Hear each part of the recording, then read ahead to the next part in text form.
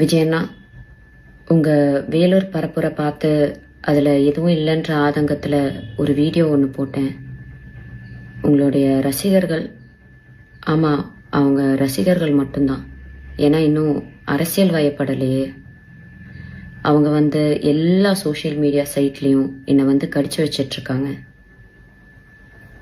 இந்த மைனர் பசங்கக்கிட்ட இருக்கிறது முக்கால்வாசி என்னமோ ஃபேக் ப்ரொஃபைல் மட்டும்தான்.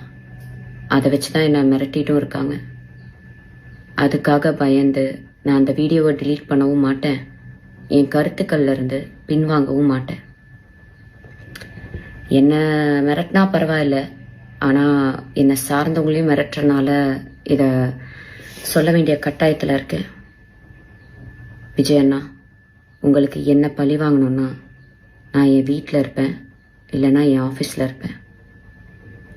என்ன வேணாலும் பண்ணுங்க, ஆனால் அவங்கள விட்டுருங்க. ஓ, நீங்கள் பனையூரை விட்டு வெளியே வர மாட்டீங்கல்ல? நான் இன்னும் உயிரோடு தான் இருக்கேன். நான் வேணா பனையூர் வரேன்.